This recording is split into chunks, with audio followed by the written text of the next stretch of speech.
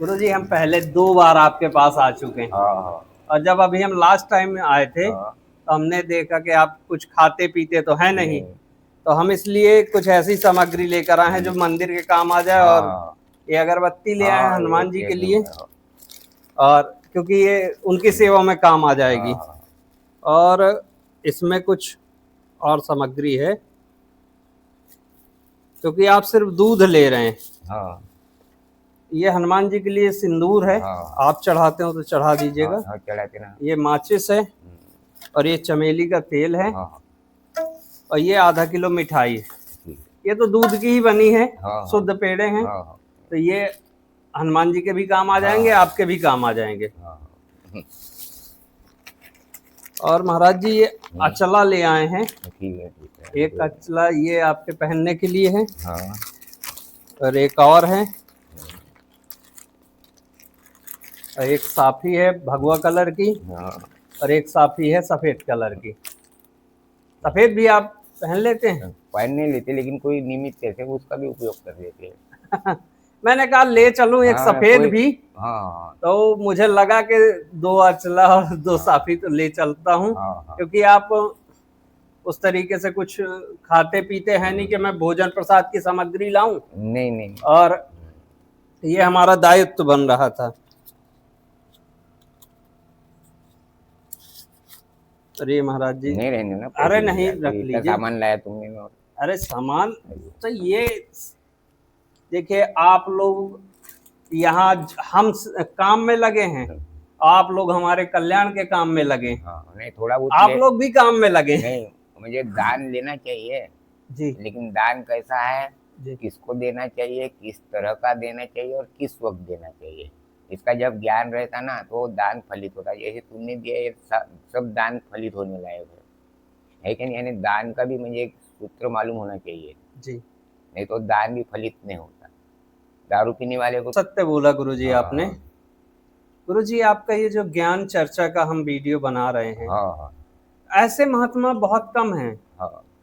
अ, पूजा पाठ सभी कर रहे हैं, सभी भगवान की करे। सेवा में हाँ है, सभी हाँ। पूजनीय हैं, हम्म, लेकिन ज्ञान में इतने अंदर तक जो महात्मा गए हैं, हाँ, या जिन्होंने इतना अध्ययन किया है, वो महात्मा कुछ कम हैं। कम है, और वही ध्यान में है परमात्मा के, जिसको अनुभव होता है ना वही ध्यान में लग जी जाते हैं। बाकी तो फिर मुझे ओवर टाइप है, ओवर टाइप यानी आउटर है उससे, ज्ञान से। जी। अच्छा महाराज जी, हम जैसे देख पा रहे हैं, हाँ आप तिलक नहीं लगाए हुए, हाँ। ऐसा क्यों? तिलक लगाने से मुझे हमारा ऐसा होता है कि इसमें जो प्रभा जो है, जी और सूरज की जो किरण पड़ती है, चंद्र की जो किरण पड़ती है, जी। तो ये रोशनी मुझे आज्ञा केंद्र को प्राप्त नहीं होती।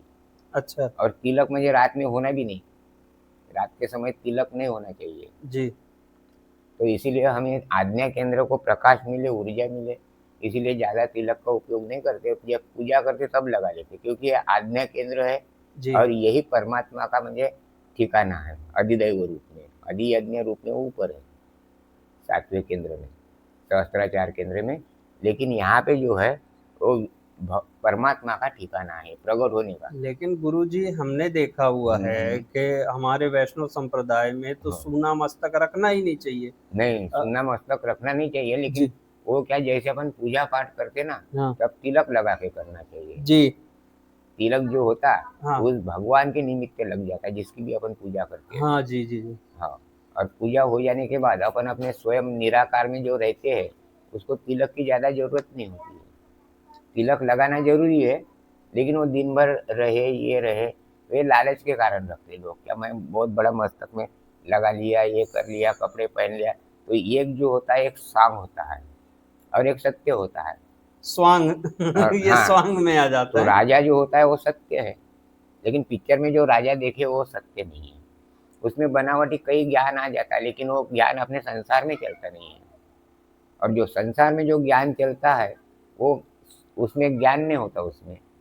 गुरु जी हमने एक चीज और भी देखी कि बहुत सारे जो महात्मा हैं हाँ वो नहीं करते तिलक, जैसे आत्मज्ञान या हाँ ब्रह्म ज्ञान की श्रेणी वाले जो हाँ महात्मा है हाँ उसके हाँ। ध्यान में वो क्यों नहीं करते? वो परमाणु में जो है ना, हाँ ये आज्ञा केंद्र को जो परमाणु की जरूरत होती है, तो वो परमाणु वहाँ पे प्रकाशित होते हैं। तो उसका प्रकाश म्हणजे जैसा अपन ने गंध लगाने से वो जी। प्रकाश के नहीं म्हणजे जैसा ये हो जाता है, डिस्कनेक्ट हो जाता है उससे। उसको वो ऊर्जा नहीं मिल पाती। नहीं, और वो भी कलर का अलग अलग ये होता है। जैसे लाल कलर का जो कोई टीका लगाता वो शक्ति का होता है, जो यानी सेंद्रीय कलर का जो टीका लगाता है तो वो ज्ञान शक्ति का होता है। जी। जो गुलाबी कलर का जो होता है वस्त्र बोलो रंग बोलो वो आनंद का होता है। सफेद कलर जो है वो शांति का होता है, और जो काला कलर जो है जी। वो अज्ञान का होता है। तो काले कलर का कभी टीका नहीं लगाना चाहिए। नहीं, काले कलर का टीका नहीं लगाना चाहिए। हम लोग देखते हैं गुरुजी के घरों पे ये छोटे छोटे बच्चों को काला टीका लगाया जाता है। काला टीका इसीलिए लगाते हो किसी की दृष्टि न लगे, जी, वो नजर न लगने हाँ, के वो लिए। रोधक है ना, काला कलर रोधक है। अच्छी चीजों का हाँ भी और हाँ बुरी चीजों का हाँ सबका रोधक हो हाँ, गया फिर रोधक तो। है वो। रोधक होने से वो जहाँ के तत्व वहां मिलने देता, बाकी दूसरे तत्व वहां पे आते नहीं। तो हर यहाँ कलर पर कभी नहीं लगाना चाहिए काला टीका। नहीं नहीं नहीं, वो आज्ञा केंद्र है ये। जी। और आज्ञा केंद्र में जो मुझे ऐसा गुरु हाथ भी लगा दे ना, जो ज्ञानी है वो, जी। तो वो आज्ञा केंद्र जो है ना प्रकट हो जाता है उससे। प्रकाशित हो जाता हाँ, है। क्योंकि दीक्षा जो है ना 8 प्रकार की होती है। एक जैसे तुम्हारे सामने मैं बात कर रहा हूँ, एक दीक्षा हो गई। जी। दूसरी ये दीक्षा होती है दृष्टि दीक्षा होती है। जैसा मैं यहाँ पे बैठा हूँ और कोई दिल्ली में बैठा है, तो जी। यहाँ से मैं सोच रहा हूँ और यहाँ से उनको कुछ म्हणजे जैसा परातत्व में उनके साथ व्यवहार करके उनको कुछ मैं दे रहा हूँ, तो वो फलित हो जाता है उसको। हाँ, उसको दृग्ध दीक्षा बोलते हैं। एक होती है जैसी म्हणजे स्पर्श दीक्षा होती है, कोई तुम्हारे कहने म्हणजे विशेष भाग को स्पर्श कर दे, तो स्पर्श करने से भी म्हणजे वो तत्व प्रकाशित होने लगता है। तो ऐसी दीक्षा अलग अलग प्रकार की होती है। 8 प्रकार की होती है 8 कुल प्रकार की दीक्षाएं। होती है दीक्षा। कहते हैं प्रकाश तभी प्रकाशित होता है जब शिष्य का सिर गुरु के मतलब चरणों पर हो और गुरु का हाथ। तो सबसे पहले गुरु क्या होता है ये अपने ने जानना चाहिए। गुरु क्या होता है आप तो बताइए। गुरु जो है वो ज्ञान भी गुरु है और जी। प्रकाश भी गुरु है। गुरु जो ज्ञान भी है, गुरु हाँ, प्रकाश जो भी है। ज्ञान रूपी उसका म्हणजे ज्ञान तत्व का बोध होता है, और प्रकाश रूपी उसके म्हणजे स्वरूप का दर्शन होता है। ज्ञान और प्रकाश एक ही है, लेकिन जो ज्ञान जो है वो प्रथम स्टेप है और प्रकाश जो है वो लास्ट स्टेज है। जी। ज्ञान जो होता है वो तत्व का होता है, और प्रकाश जो होता है वो म्हणजे उस तत्व के अंदर जो म्हणजे धारण की हुई शक्ति है उसका रिफ्लेक्शन होता है उसका। उससे जो ऊर्जा हाँ, निकलती है। जैसा अपना जैसे ये है तेज जो है म्हणजे जैसा अपना जल हो गया, वायु हो गया और तेज हो गया, ऐसे 3 तत्व में जीव के सब कार्य चलते हैं 3 तत्वों में। तो जो जल जो है वो ज्ञान है, जल जो है उसका ज्ञान है, और वायु जो है उसमें वो क्रिया करता है, तो वो उसका जो है विज्ञान क्षेत्र है, और प्रकाश जो है उसका प्राप्ति क्षेत्र है। लेकिन प्रकाश के पहले जो उसमें ऊर्जा होती है, ज्योत होती है, और ज्योत के जो किरण होते हैं प्रकाश के, वो किरण में ही फिर उसके बीज होते हैं, तो उसको परमात्मा बोलते हैं। जी। जो परमाणु जो होते हैं प्रकाश के वो परमात्मा है वो।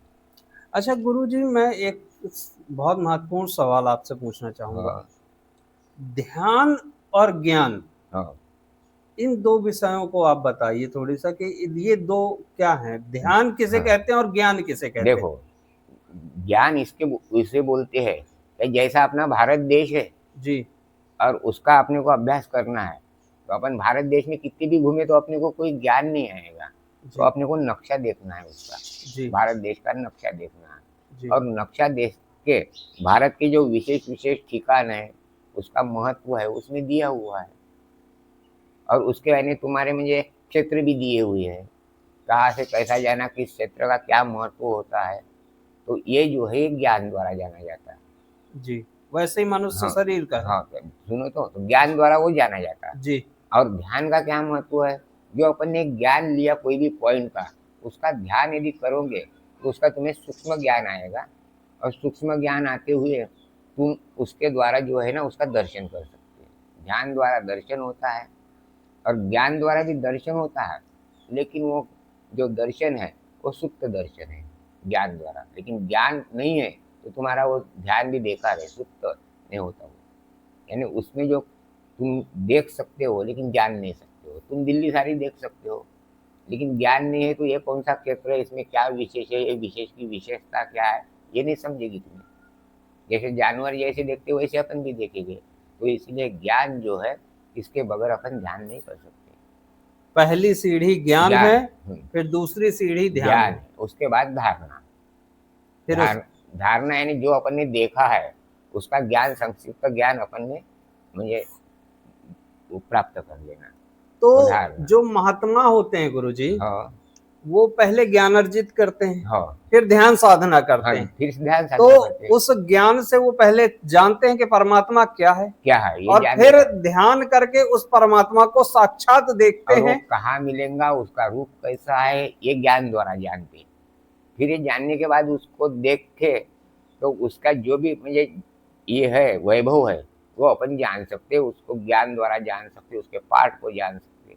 ज्ञान यदि मालूम है तो ध्यान करते समय, जैसा तुम्हें ज्ञान नहीं है और तुम पाकिस्तान में खड़े हो, तुम्हें लगेगा भारत ही है ये, लगेगा ही बिल्कुल नहीं। बिल्कुल बिल्कुल। लेकिन तुमको यदि ज्ञान है, तुम देख लोगे ये इधर की दिशा है, इधर की दिशा है, ये खंड यहाँ से है, ये खंड यहाँ से है, तो तुम समझोगे कि पाकिस्तान है। ज्ञान सिवा ध्यान का कोई महत्व नहीं होता। ये बड़ी अच्छी व्याख्या की है गुरुजी आपने। तो देखो हर ये धरती जो है इसके साथ मुझे बंधन है। जी धरती आवरण जिसको बोलते हैं, जी सप्तावरण है धरती के भी, जी और जीव के भी सप्तावरण होते हैं, ज्ञान के भी जी सप्तावरण होते हैं। उसमें उसका रंग होता है और उसमें अक्षर होता है, स्वर जो होता है, जी स्वर और रंग। तो स्वर और रंग इसका जो संबंध उसके ज्ञान से होता है, उससे ज्ञान प्रकट होता है। एक ज्ञान होता है, एक बीज ज्ञान होता है, और एक जो ज्ञान होता है वो विराट का ज्ञान होता है। एक यानी बीज का जो ज्ञान है वो सूक्ष्म ज्ञान है, वही प्रकट होता है, लेकिन वो विराट उसमें नहीं दिखता अपने को बीज में। वो जो प्रकट होता है बीज, तब उसमें विराट दिखता है। गुरुजी, आपने एक बहुत बड़ी बात कर दी कि आपने जो 7 बंधन और 7 रंग, यही 7 चक्र भी तो होते हैं तो गुरुजी। ये 7 चक्र जो है ना, जी ये 7 चक्र जो है जी अपन नहीं बोलते क्या, जैसे म्हणजे सप्त म्हणजे पाताल है नीचे, ऊपर में या आकाश है, तो नीचे के अपने जो जैसे 7 तल है, जी, तुमको बताया ना, तल अतल वितल, तो ये कहाँ है धरती में? धरती में कहीं नहीं दिखेंगे तुमको, नहीं दिखेंगे। एक शरीर में है। अच्छा। तो ये जो 7 जो अपने चक्र है, इसमें प्रकृति से लेके परमात्मा तक शरीर में आए हुए हैं। 7 लोग इसी में विद्यमान हाँ हैं। हाँ हाँ, 7 लोग इसी में विद्यमान है। और चक्र जो है जी वो उनको प्रभावित करते हैं। प्रभावित यानी जैसा शक्ति द्वारा, आवाज द्वारा, वो उनके वो चेतना के मतलब जो केंद्र जो होते हैं वो चेतना के होते हैं, जी और उसमें प्रवेश करने वाला चेतन होता है। चेतन और चेतना अलग है। चेतन यानी जिसके द्वारा वो क्रिया करता है वो चेतन, यानी ज्ञान की अनुभूति, वो चेतना है। और जी चेतन यानी जो धारण कर रहा है, जो करता है, वो चेतन है। तो चेतन के ये 7 ही केंद्र उसके म्हणजे पुण्य प्रभाव से वो ऊपर आता है और पाप प्रभाव से नीचे जाता है। नीचे जाते। हाँ, और मध्य में परमात्मा है। मध्य में परमात्मा है, वो शून्य तत्व है। शून्य तत्व है, लेकिन उससे वो बीज है उसका, उससे ही विराट प्रकट होता है। जी गुरुजी, हम एक छोटा सा और पूछते हैं आपसे हाँ, कि सबसे ज्यादा लोग, मैंने ये शब्द सुना है, लोग कुंडलिनी और चक्र, हाँ, इनके पीछे पड़े रहते हैं कि हाँ, मेरी कुंडलिनी जागृत हो जाए और मेरे चक्र जागृत हो जाएं। हाँ, और इस पे मैं थोड़ी सा आपसे विस्तार से जानना चाहूंगा कि कुंडलिनी यदि किसी की जागृत हो जाती है या चक्र जागृत, तो उससे क्या होता है और क्या इनका महत्व है? देखो जो पहला केंद्र है जी उसके जो तत्व है और उसका जो प्रभाव है, जी जो जीव को यानी सपोर्ट करता है, जी तो उससे जीव की चेतना प्रकट होती है वहां से, वहां जी पे। जी और वो चक्र जो है वो अपने प्रभाव के अनुसार चेतना प्रकट करते हैं। तो पहला चक्र जो है मूलाधार, जी वो नरक रूप है। नरक और रूप। चेतना वहां पे रहने के कारण मन भी वहां जाता है चेतना के सहायता से।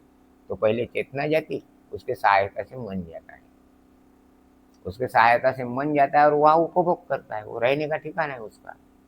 फिर यदि उसका पुण्य बढ़ता है तो वो एक उंगल भी बढ़ गया, जैसा सामने एक उंगल भी बढ़ गया तो उसका ज्ञान बढ़ जाता है, क्षेत्र बदल जाते हैं उनके, और क्षेत्र का ज्ञान बदल जाता है, वो उस नर्क से ऊपर आ ऊपर जाता आ है। जाता है। तो जैसा वो मूलाधार केंद्र से समझ जाओ अधिष्ठान केंद्र में आ गया, जी तो अधिष्ठान केंद्र राजस है, मूलाधार केंद्र तामस है, वो तामस है, ये राजस है। जी तीसरा जो केंद्र है वो सतरूप है, मणिपुर। जी और जो हृदय जो है अपना, इसका केंद्र है ये केंद्र होने से ये जो है ये गुणातीत अवस्था में रहता है, चौथा केंद्र। पांचवा केंद्र है वो गुणातीत अवस्था जो है, और तो उसका यहाँ पे विज्ञान रहता है कंठ में। तो जीव अक्षर को प्राप्त करता है, और अक्षर यहाँ से प्रकट होने का एक केंद्र है, ज्ञान विज्ञान केंद्र। और ये ज्ञान विज्ञान केंद्र से जो वो प्रकट होता है अक्षर, तो वो पहले जाता है आज्ञा केंद्र में, वो आज्ञा केंद्र को प्रकाशित करता है। आज्ञा चक्र में। हाँ, और दूसरा जो उसका जो भाग होता है चेतना का, वो सृष्टि को म्हणजे निर्देशित करता है, सृष्टि को निर्देशित करता है। तो सृष्टि से निर्देशित करने से ये जो अपनी जो जीव है, जीव और चेतना का संबंध बढ़ता है उससे। तो जीव को जो जैसा जो आवश्यक होता है वो एक्सेप्ट करता है, और जो जीव को अच्छा नहीं लगता उसका विचार नहीं करता है जीव। तो ये चक्र का महत्व है, उसमें 7 चक्र में 7 प्रकार की चेतना होती है। इन चक्रों के महाराज जी कलर भी अलग अलग हाँ, होते हैं? कलर अलग अलग है। जो पहला जो केंद्र है जी। मूलाधार केंद्र, उसका तांबूस रंग रहता है, अच्छा। तांबूस रंग। फिर उसका दूसरा जो केंद्र है उसका नीला कलर होता है। जी तीसरा जो केंद्र है तांबड़ा नीला, और तीसरा जो केंद्र है उसका पीला कलर होता है, जी पीला कलर। जी और चौथा केंद्र है उसका हरा कलर होता है, हरा होता है। क्योंकि ये सृष्टि रूप है, जी सृष्टि यहाँ से ही प्रकट होती है। तो इसका पीला कलर होता है, इसका हरा होता है। हरा होता है, और उसका अनार अनार रूपी कलर होता है पांचवें केंद्र का, जी अनार रूपी। जी इसी और तरीके सभी के अपने हाँ अपने रंग होते हैं। हाँ हाँ। फिर उसके बाद जो है अपना आज्ञा केंद्र, उसका नीला कलर होता है, आज्ञा केंद्र का नीला होता है। और फिर जो और जो है अपना सहस्त्राचार केंद्र, वो जामड़ा होता है, जामड़ा केंद्र। अच्छा। तो जो आकाश की जो छाया है कलर है जामड़ा है, धरती की जो म्हणजे कलर है वो तांबड़ा है। तो ऐसे 7 केंद्र के 7 प्रकाश होते हैं ये कलर के। तो कलर जो है, कलर शक्ति के साथ जुड़ा है, ज्ञान के साथ जुड़ा है, तुम्हारे प्राप्ति की जो आनंद है उसके साथ जुड़ा है। तो अच्छा ऐसे 7 तरह के जो प्राप्ति है उसके साथ वो जुड़ा हुआ होता है चेतना। गुरु जी इसमें छोटा सा सवाल है। हाँ पहला सवाल तो ये है हम्म, कि कई लोग हमसे पूछते हाँ हैं हाँ कि क्या इन चक्रों से अलग अलग प्रकार की ध्वनियाँ निकलती हैं और हाँ, अलग अलग अलग अलग इनके शब्द अलग होते अलग, हैं? हाँ अलग अलग प्रकार की ध्वनियाँ निकलती है, और जी उसके जो मुझे स्वर का जो मुझे मूल बीज है, जी तो वो अक्षर वहाँ पे प्रकट होता है। हर तो चक्र का अपना एक स्वर हाँ हाँ, होता तो है। पहला जो चक्र का स्वर है वो सा है, सा यानी प्रकृति शक्ति। दूसरा जो है रे है, म्हणजे जीव प्रकाश, जीव माया, जो प्रकाश जो जीव माया का है उसको रे बोलते हैं। जी तीसरे केंद्र का जो है उसका जो अक्षर है वो ग है, ग है। ग यानी तुम्हारा गंध बीज है, जिससे तुम्हारा आत्मा प्रकट होता है ना, प्रगट अप्रगट। तो आत्मा जल रूप है, तो उसका बीज है ग, ग है, जिसको अपन गम बोलते ना गणपति का। तो गम जो उसके ऊपर बिंदु लग जाता है तो ग की जू माया है, और ग जो है वो अक्षर माया है, उसकी अक्षर माया यानी शरीर है।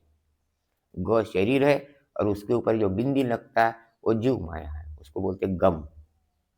बोलते ना अपन म्हणजे गणपति का जो मंत्र आता है वो हाँ गम बोलते अपन उसको। तो जी गणपति बीज है, शिव जी पूर्ण।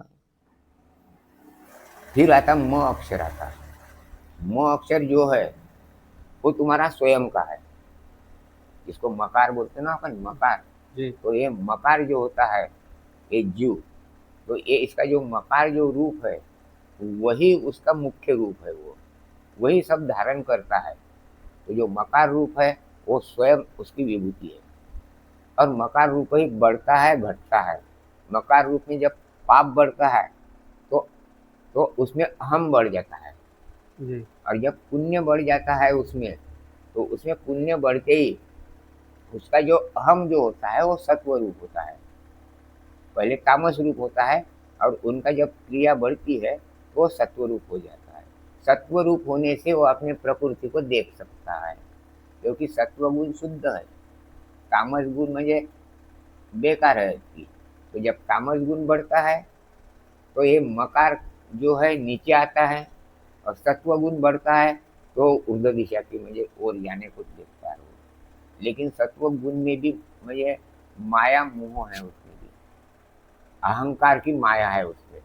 जी सत्व गुण में अहंकार बढ़ जाता है, मैं ज्ञानी हूँ, मैं पुजारी हूँ, मैं करता हूँ, मैंने ये कर दिया वो कर दिया। जी उसका जो अहंकार जो होता है, तो सत्व गुण में भी वो जीव टिक नहीं सकता, तो फिर वो गुणातीत अवस्था में चला जाता है ये जीव, और जी गुणातीत अवस्था उसकी पूर्ण अवस्था है। ये इसका पूरा शब्द। पांचवा केंद्र जो है वो प अक्षर निकलता है वहां से, जी और उसके बाद जो है नी अक्षर निकलता है, और उसके बाद जो है आखिरी केंद्र वो सा है। फिर से सातवां केंद्र वो सात सा क्यों है मैं तुमको बताता। जी जो तुम बीज लगा रहे हो मूल में, जी उसका ही तो अनंत रूप देख रहे हो तुम, उसका ही तो अनंत रूप देखते कि नहीं। बिल्कुल। तो बीज का संसार है वृक्ष, और ऊपर का बीज है, और नीचे का भी बीज है। तो ये बीज सिंगल है, और इसमें जो मुझे तुम जो बोलते ना, मुझे जैसा जो भगवत गीता का जो 11वां अध्याय है विश्व रूप दर्शन, यानी उसमें सारे मुझे रूप दिखाए हैं, दैत्य के भी दिखाए है, देवता के भी दिखाए है, परम देवता के भी दिखाए है, मनुष्य के भी दिखाए है, सब रूप दिखाए है। वो बीज में जो होता है, बीज से जो निकलता है वही उसका फिर अनेकता में आ जाता है। आखिरी स्टेप में वो अनेकता में आता है। तो वो जो होता है उसका जो रूप होता है वो स्वरूप को धारण कर लेता है। स्वरूप यानी जो प्रकाशित हुआ वो, और रूप यानी वो अपनी स्थिति में है, मूल स्थिति में। मूल स्थिति में होता है रूप होता है, और उसके जो प्रभावित प्रकाश धारण करने के बाद वो जब प्रकाशित होता है तो परम भाव में आ जाता है, प्रकाशित होता है, और प्रकाशित होने से वो दूसरे को संबोधित कर सकता है। जब तक वो प्रकाशित नहीं होगा वो संबोधित नहीं करेंगे, है तो वही। तो इसीलिए एक होती है विभूति और एक होती है स्थिति। तो स्थिति आत्मा की होती है, और विभूति उसकी चेतना की होती है, और जीव उसमें राजस रूप में रहता है। जो अपने स्वयं की जो विभूति है वो राजस रूप में रहती है। तो तुम्हारा सत्व गुण बढ़ जाता है तो राजस चमकने लगता है, और तामस गुण लगता है तो मैला होने लगता है, उसकी तरफ कोई देखता नहीं। यही मनुष्य के जीवन पर यही प्रभाव मनुष्य के जीवन का तराजू है। तो ये 7 केंद्र के 7 स्वर है, ये इसको स्वर बोलते हैं। स्वर जो होते अक्षर से होते हैं, जी। स्वर जो होते वो अक्षर से होते हैं, म्हणजे चेतना जो है अक्षर में रहती है। इसी को सार शब्द बोलते हैं क्या गुरुजी? हाँ सार शब्द जो हाँ, कहलाता है। सार शब्द यानी इसके अनुरूप म्हणजे ज्ञान देने वाले शब्द को सार शब्द बोलते हैं। जो तत्व रूप है, इनके तत्व जिसमें प्रगट है वो सार शब्द बोलते हैं। जी यही जो ज्ञान में या जो इस ज्ञान को प्राप्त करने वाले संत होते हैं, वो जो अनहद नाद का ध्वनि सुनते हैं, हाँ हाँ, वो इन्हीं चक्रों का साउंड ही होता होगा। अनहद नाद जो है जी वो परमात्मा का है, परमात्मा का है, और वो जी मध्य केंद्र से वो प्रकट होता है। जी मध्य केंद्र से प्रकट होता है, और मध्य केंद्र में परमात्मा का जल होता है, बीज बीज रूपी जल होता है, जो बीज को धारण किया हुआ जल। जी तो वो क्या तो एक शब्द होता होगा? उससे जो ध्वनि होती है, जी उसकी कंपन की जो ध्वनि होती है जी वो अनहद नाद है। और अनहद नाद जो है वो परा प्रकृति है, वो परा प्रकृति यानी मरने के बाद जो पुण्यशील लोग जिस प्रकृति में रहते हैं वो परा प्रकृति है। और परा प्रकृति गुणातीत है, वो उसकी गति जो है वो तुरियम गति है, तुरियम गति है। तुरियम गति क्या कहलाती है महाराज जी? तुरियम गति यानी परमात्मा के जो तत्व है वो तत्व की ध्वनि है, उसको बोलते हैं हाँ सार शब्द। सार शब्द, परमात्मा की ध्वनि, जिसको बोलते हैं ना परमात्मा की ध्वनि है, वो परा ध्वनि है। ध्वनि 4 प्रकार की होती है, परा, पश्यंती, मध्यमा और वैखरी।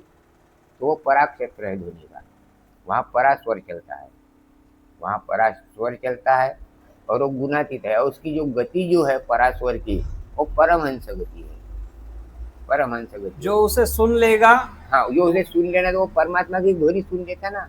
तो इसीलिए बोलते हैं मन यानी आत्मरूप होना चाहिए। आत्मरूप होगे तो तुम परमात्मा की ध्वनि सुनोगे, परमात्मा की चेतना प्राप्त होगी।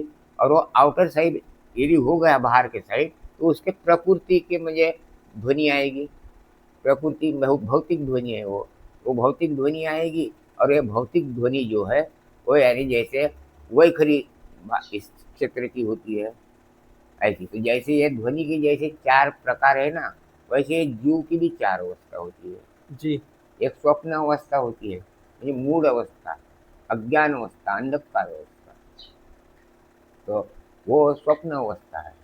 उसके बाद जो आती है उसके सुषुप्ति अवस्था आती है, मुझे ज्ञान का भी अनुभव नहीं और निर्बुद्ध भी नहीं।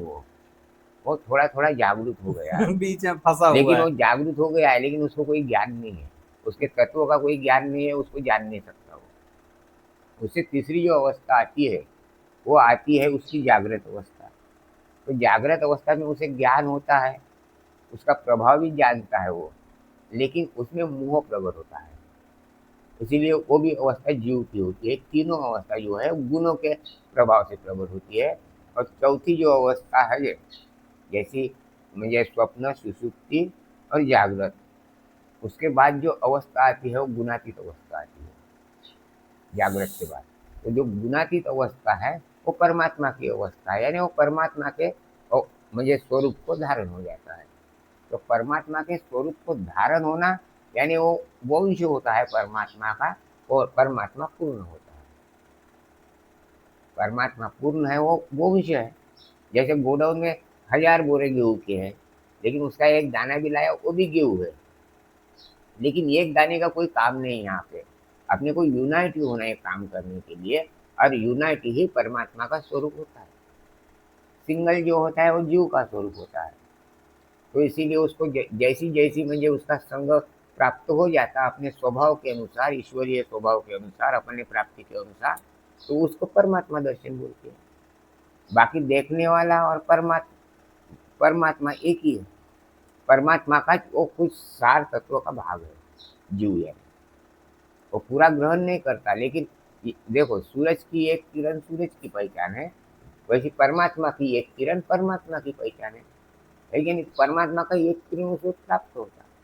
जैसे तुम्हें कहीं जाना है तीर्थ में, हजारों रास्ते रहते, वहां से उत्तर दिशा से भी रहते, पश्चिम दिशा से भी रहते ना, जी जी, लेकिन उद्देश्य एक होता है, कि जाना है उस धाम में। जाना है वो भगवान के पास। कोई इधर से आता है, कोई उधर से आता है, इधर से आने वाले का इधर का अनुभव रहता है, उधर से आने वाले का उसका। लेकिन ये सारे अनुभव जो होते हैं जिसके प्रति होते हैं वो नित्य जगह पे है, और वो कोई जगह बदलने वाला नहीं है। नहीं, और जाना सबको वही है। जाना सबको है वहाँ पे। तो जैसे जैसे मार्ग होते हैं, वो मार्ग में जो सृष्टि जो प्रकाशित हुई है, जी, तो वो सृष्टि ज्ञान के अनुसार उसकी शोभा होती है। जी, तो ये सारे सृष्टि का अनुभव यानी 3 गुणों में होता है, और परमात्मा का अनुभव ज्ञान में होता है। परमात्मा ज्ञान स्वरूप है, यानी गुणों का साक्षी है, तीनों गुणों का। तो परमात्मा कैसे बोलते हैं, गुणातीत है। गुणातीत यानी तीनों गुणों का केंद्र है, वो तीनों गुणों को चलाने वाला है, लेकिन वो गुण नहीं है, गुण उसका प्रभाव है, वो स्वयं ज्ञान है। इसीलिए गुणों के केंद्र में रहता है, और गुणातीत अवस्था में वो स्वतंत्र रहता है, मुक्त रहता है। मुक्त। अच्छा गुरु जी, जो इन ज्ञानों को पाने में लगे हुए हैं, हाँ महात्मा जो लगे हैं वो तो निस्वार्थ भाव से लगे हैं, हाँ लेकिन जैसे गृहस्थ भी लगे हैं, कुछ लगे हुए हैं कि मेरी कुंडलिनी जागृत हो जाए, कुछ लगे मेरे चक्र जागृत हो। यदि किसी की कुंडलिनी, किसी के चक्र जागृत हो जाते तो उसे प्राप्त क्या होता है गुरु उसे जी? प्राप्त करने म्हणजे जो म्हणजे अपराशक्ति प्राप्त होती है। उससे क्या क्या कर और सकता है वो? पराशक्ति का उससे ज्ञान नहीं रहता है, क्योंकि पराशक्ति जो होती है जी वो स्वयं परमात्मा की शक्ति है, जी वो ज्ञान शक्ति है। और अपराशक्ति है वो शक्ति की शक्ति है, तत्व की शक्ति है, वो तत्व की शक्ति है, ये ज्ञान की शक्ति है।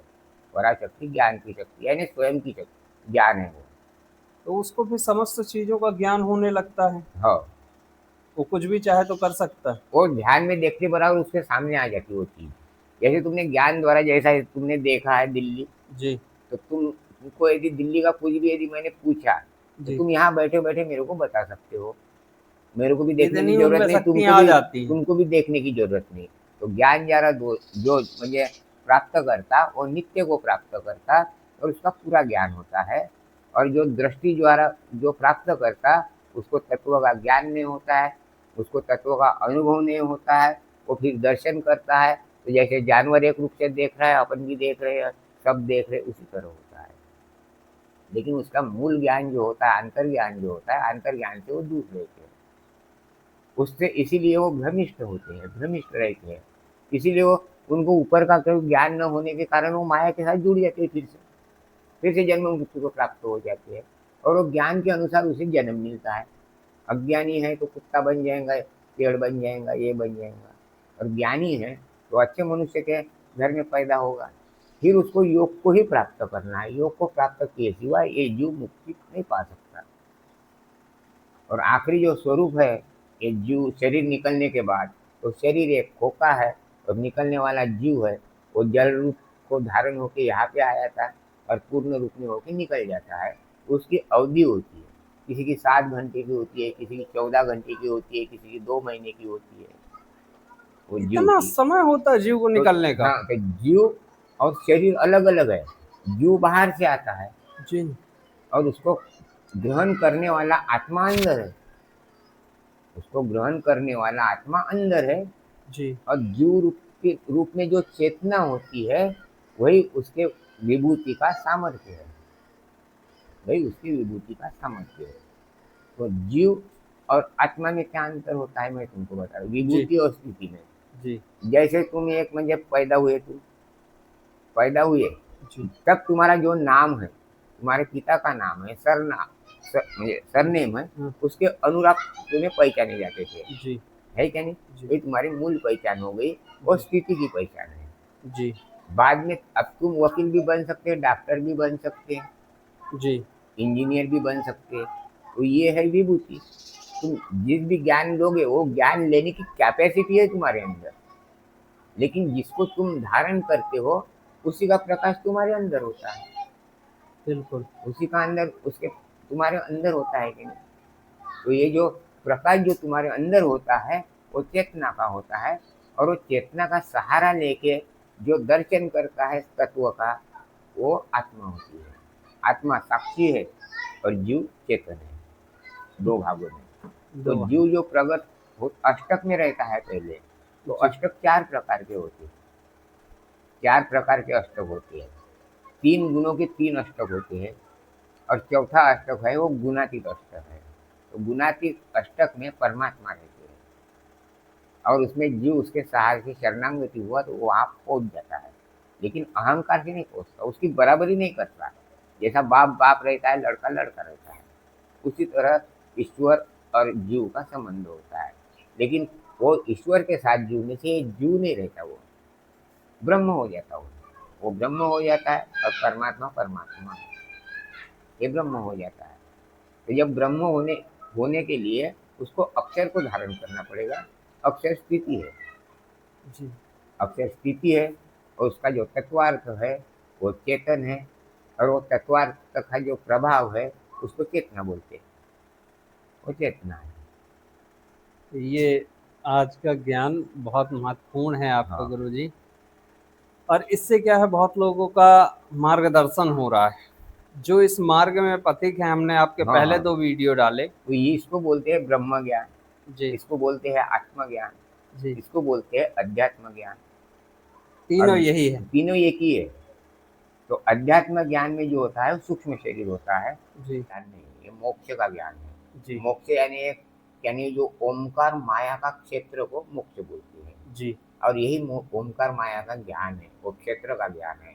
क्षेत्रज्ञ एक समान रहता है, ज्ञान प्रभाव से वो चेतन होता है, परम चेतना को प्राप्त होता है।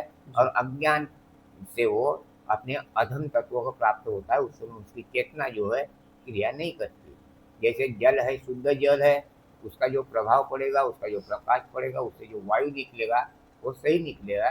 लेकिन जल में यदि कोई मिश्रित हो गया है तो उसके कारण वो जल दूषित हो जाएगा और वो दूषितता का प्रभाव वो वायु में आएगा, प्रकाश में आएगा। तो इसीलिए अपन जल या आत्म जल को शुद्ध करना, यानी अपन बोलते कि आत्मा को शुद्ध करो, यानी आत्म जल को शुद्ध करना, इसीलिए ज्ञान की जरूरत होती है। ज्ञान के द्वारा वो आत्म जल शुद्ध होता है। भला उसके ज्ञान तत्व से अपने को जो केंद्र वगैरह उससे तुम्हें उसका प्रभाव नहीं लेना है तो मत लो, लेकिन ये ज्ञान आने के बाद तुम पूर्ण को प्राप्त हो जाते हैं। उससे कोई मतलब नहीं रहता वो चेतना की, वो चेतना का तुम्हें अनुभव हो जाता है।